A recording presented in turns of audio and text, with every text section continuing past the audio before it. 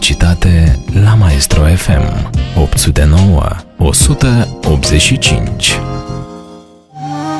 Emisiunea Frumusețe și Relaxare vă este prezentată de Centrul de Agrement Medway.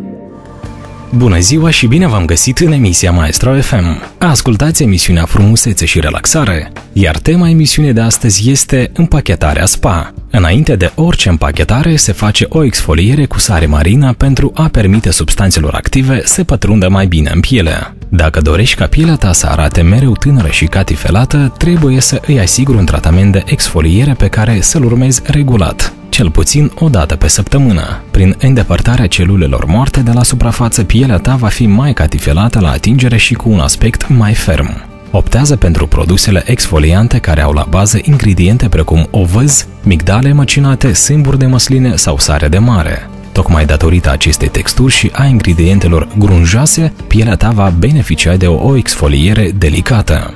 Odată pregătită pielea, se trece la alegerea produsului pentru împachetare corporală în funcție de problemele care necesită un tratament. Pe lângă efectele anti-îmbătrânire, de tonifiere, hidratare, împachetările sunt o soluție antistres care asigură o relaxare completă. Singurele contraindicații sunt în cazul persoanelor care suferă de cuperoză, leziuni la nivelul epidermei sau au o piele extrem de sensibilă și iritantă. Avertizează terapeutul, care ne asigură că și femeile însărcinate până în luna a 6 pot să apeleze la acest răsfăț. Însă, după această perioadă, este indicat să se facă doar la recomandarea medicului. Împachetările corporale pe bază de cafea verde sunt recunoscute pentru proprietatea lor de a lupta împotriva celulitei. Aceste împachetări tonifiază corpul, stimulează capacitatea lui de a arde grăsimile, accelerează metabolismul și elimină apa reținută în exces. Cafeaua verde micronizată, pură 100%, bogată în mod natural în acid clorogenic, polizaharide, proteine și uleiuri esențiale, are proprietatea de a netezi pielea și a-i îmbunătăți textura generală, reducând vizibil zonele cu aspect neuniform de coajă de portocală.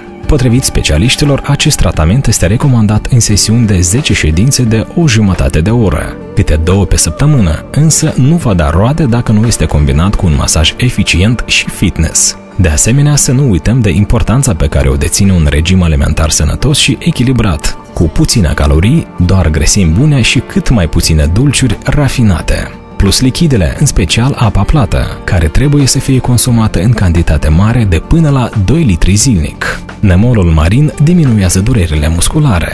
Împachetarea caldă aplicată pe corpul întreg, bogată în vitamine naturale, minerale și enzime, are efect de relaxare și diminuare a durerilor musculare, de stimulare a circulației sanguine și de înlăturare a stresului. Este un tratament potrivit pentru cei care suferă de reumatism și dureri cauzate de artrită. Terapeutul SPA recomandă acest tratament o dată pe săptămână în scop terapeutic pentru a combate durerea și a reduce tensiunea musculară. Algele marine stimulează metabolismul, minunată terapie cu alge marine care detoxifică și remineralizează pielea deshidratată și supra-solicitată. Corpul este complet acoperit cu o mască de alge marine micronizate calde pentru a elimina stresul și toxinele.